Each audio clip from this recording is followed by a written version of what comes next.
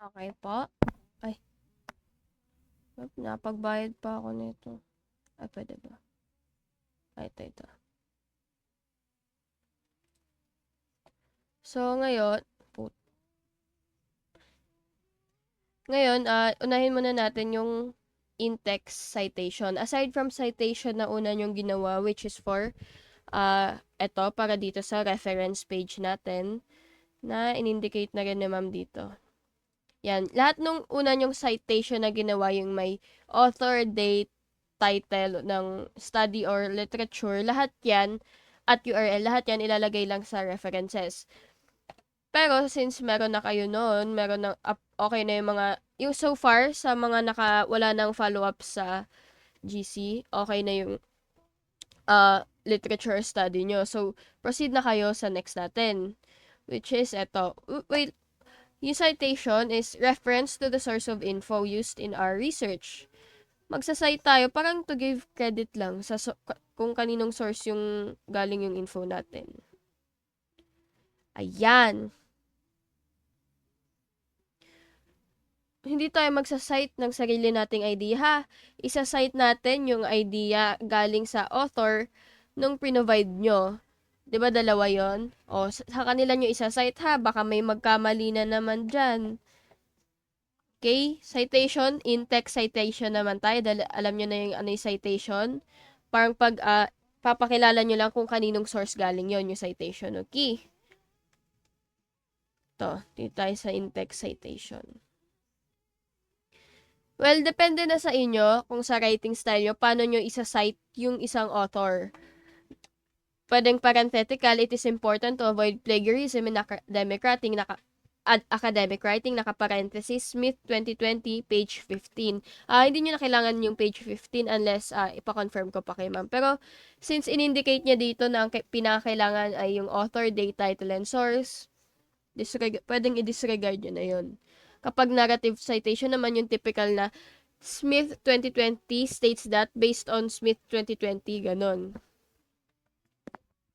As I said, kapag multiple authors, ganito nyo sila isa-cite. Kapag naka-parenthetical yung writing style nyo, ganito yung gagamitin nyo, yung parenthetical citation. Pero kapag narrative style, ayan, yung mismong i-mention mo na yung mismong source, tapos saka mo sasabihin yung kung tungkol saan yung tawag dito, study or literature niya, narrative yon. Ninanarrate mo yung yung point ng study or literature ng author. Narrative. Parenthetical, parang nagbibigay ka lang ng idea, tapos saka mo ibibigay yung author.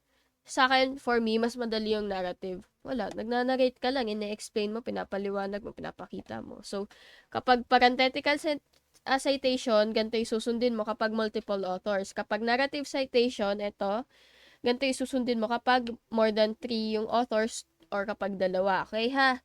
Ayan. Nasa PowerPoint na to, binigay ni ma'am. Kapag walang date, ND, no page number, para .10. Okay? Tandaan nyo palagi yung mga comma, yung mga et al, yung mga dot, yung mga, yan. Important yan, I swear. Ayan, kapag magko-combine kayo, which is I don't think magko-combine naman kayo, mostly nasa part ko na yun para sa overall synthesis at pag-check ko sa inyo. So, no need na to. Pero if you want to take note, ganyan, hindi nyo ipagsasama-sama magkakasunod yung parenthesis nila. Nasa isang parenthesis lang sila, Jones 2015, semicolon. Tama ba? Ayan. Ayan ha, ito yung binanggit talaga ni ma'am nung last time na nagturo siya. Ayan. Kaya yan yung pinahanap ko sa inyo. Author component, yung surname niya, if I'm correct, tas yung initial ng first name. Well, anyway, move on na tayo kung paano kung paano natin siya sinite. Ayan, 'di ba yung una nating ginawa, ito yon APA referencing, yung nag-cite kayo or pinagawa ko sa inyo yung gantong format. Ayan, APA referencing na yung ginawa nyo. Dapat author's last name, comma, initial.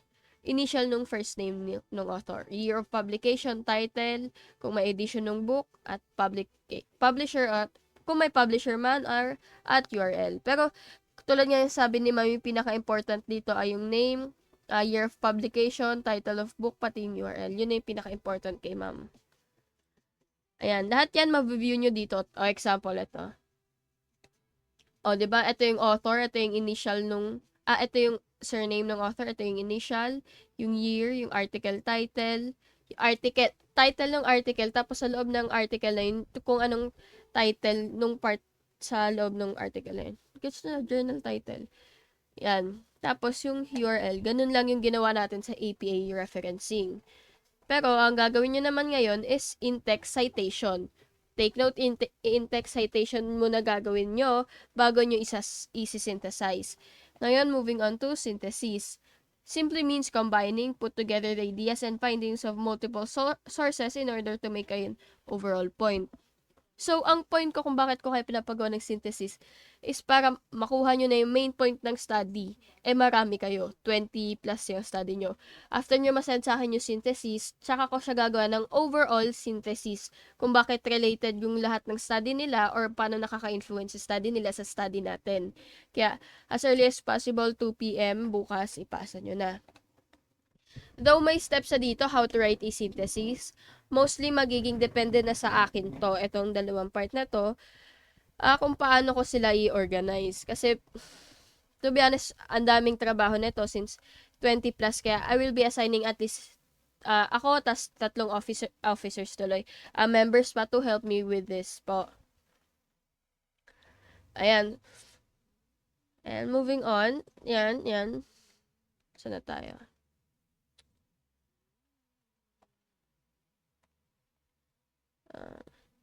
Ito, example na natin tong foreign literature na nakita ko online.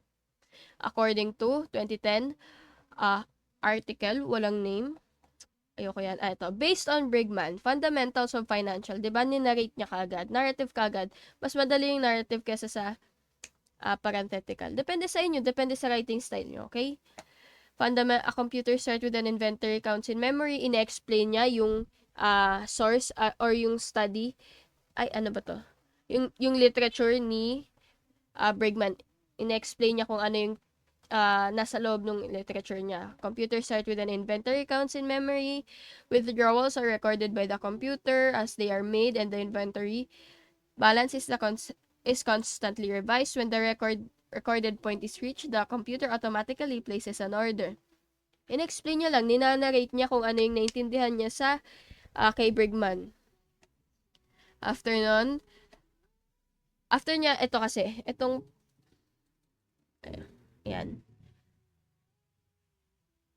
Ayan. In-state niya na yung aim nung literature ni Brigman. Ayan. Yung method nila, I'm pretty sure is, dito yun.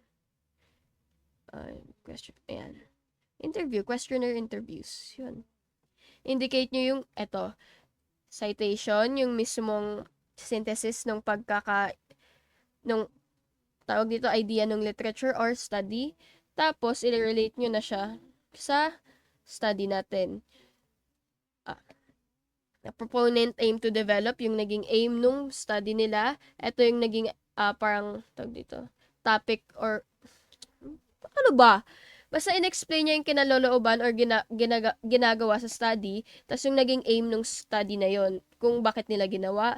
Tapos, kung paano nila ginawa at kung paano sila nagkaroon ng conclusion, which is nagkaroon sila ng interviews or yung methods, interviews. Kung meron kayong mabasang ganun, i-include nyo yun kasi babasahin ko po, pati sa URL, i-check ko. Kaya, ay nako.